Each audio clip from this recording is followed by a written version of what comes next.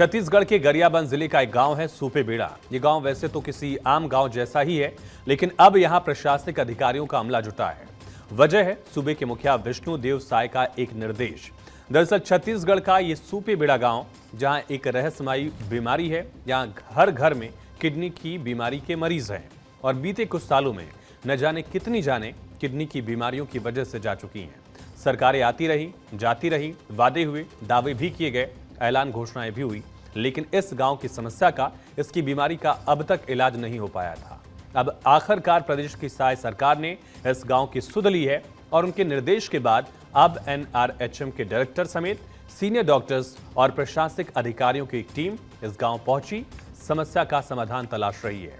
भारत 24 की टीम भी इस गांव पहुंची, जहां हमने जो कुछ महसूस किया वो आप भी एक बार देखिए। सुपेबेड़ा, मौत के साए में लिपटा एक मायूस गांव।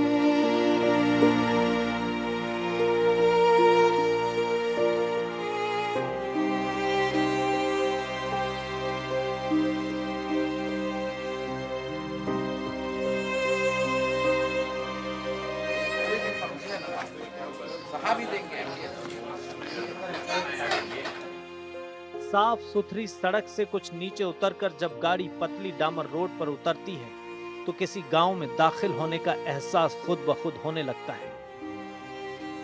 लेकिन सुपेबेड़ा गांव में घुसते ही कोई खुशनुमा एहसास नहीं, एक अजीब सी मायूसी का आभास होता है। सड़कें ही नहीं, आंखों का सूनापन भी बता देता है कि यहाँ जिंदगी सामान्य नहीं है।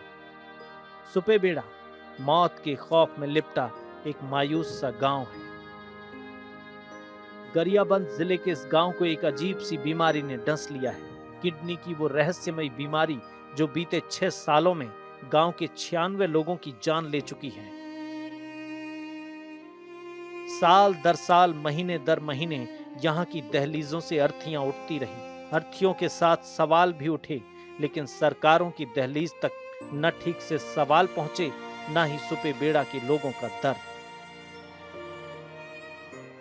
सरकारें बनती रहीं, बदलती रहीं, लेकिन सुपेबेड़ा की बीमार सेहत पर कोई असर नहीं पड़ा। ना तो ढंग से इलाज मिला, ना ही हौसला। गांव वाले इस मौत की वजह प्रदूषित पानी को मानते हैं। बताया जा रहा है कि सुपेबेड़ा के पानी में फ्लोराइड, आयरन और ऐसे ही कई जहरीले तत्व मौजूद हैं। इनका सीधा असर लोगों की किडनी पर पड़ रहा है। सिर्फ किडनी ही नहीं, लोगों की हड्डियां कमजोर हो गईं और कमर समय से पहले ही झुक गई। सुपेबेड़ा के लगभग हर घर में किडनी का एक मरीज, यानी औसतन महीने में 1 मौत और 15 दिन में एक नया किडनी का मरीज सामने आ जाता है।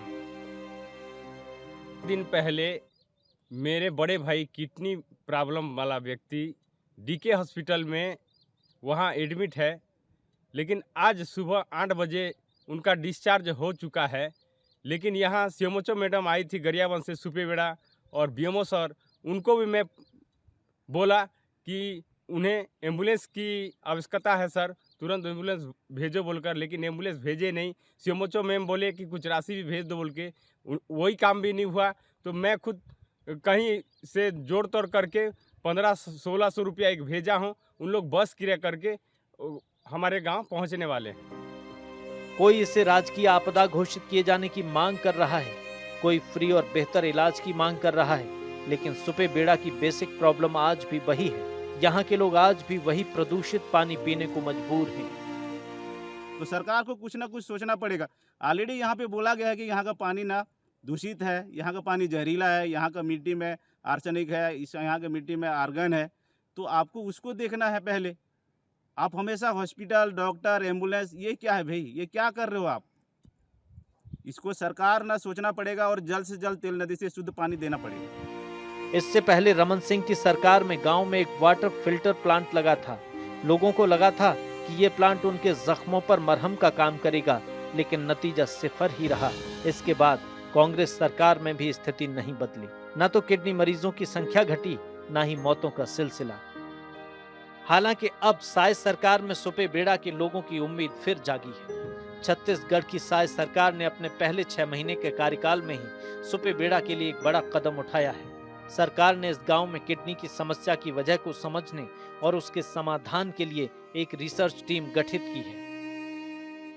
सरकार के आदेश के बाद इस रिसर्च टीम के अध्यक्ष और राष्ट्रीय स्वास्थ्य मिशन के एमडी अपनी टीम के साथ सुपेबेड़ा पहुंचे और स्थानीय प्रशासन के साथ मिलकर गांव के हालात का जायजा लिया, लोगों से बातचीत की और उन्हें सब कुछ ठीक कर देने का आश्वासन भी दिया। यहाँ जो क्रोनिक किडनी डिसीज फैली हुई है उसके कारणों की पड़ताल करना, कारणों को पता लगाना और उसके उपचार, निदान और अन्य जो समस्याएं यहाँ हैं उन समस्याओं के निराकरण के लिए एक रणनीति बनाना। तो उस रणनीति के तहत हमारी यह प्रथम विजिट है और हम यहाँ पर फर्स्ट हैंड्स ऑन हमने विजिट किया है और अब हम जाके इसको स्टडी करेंगे कि हमें क्या क्या यहाँ पर समस्याओं के निदान के लिए क्या क्या कर सकते हैं। इस टीम ने और टीम में मौजूद डॉक्टर्स ने कई घंटे तक गांव के अलग अलग लोगों से बात की, उनकी बीमारियों की वजह समझने की कोशिश की। वहाँ पे पेशेंट्स को diclofenac injection there habitual, like अगर इंजेक्शंस मतलब दर्द हो रहा है तो they want injection, that too दर्द का इंजेक्शन। तो अगर अनरजिस्टर्ड मेडिकल प्रैक्टिशनर्स भी होंगे जो बोल्डली ये इंजेक्शंस लगा रहे हैं, some people are using steroids also there, तो ये एक कारण हो सकता है नेफ्रोटॉक्सिसिटी का। यही नहीं, सुपेबेड़ा के किडनी पीड़ित मरीजों के बेहतर इलाज के लिए गरियाबंद में किडनी यूनिट भी खोली गई है, जहां डायलिसिस समेत दूसरी सहूलियतों का इंतजाम किया गया है। यानी शायद सरकार सुपेबेड़ा को लेकर जिस तरह एक्शन मोड में है, उसे देखकर यहाँ की उम्मीदें एक बार फिर जिंदा हो उठी हैं। हमें भी उम्मीद है कि जल्द ही मायूसी में लिपटा सुपेबेड़ा एक बार फिर जिंदगी की धुन में मुस्कुराएगा। छत्तीसगढ़ के सुपेबेड़ा से लतीफ मेमन के साथ कैलाश जायसवाल की रिपोर्ट।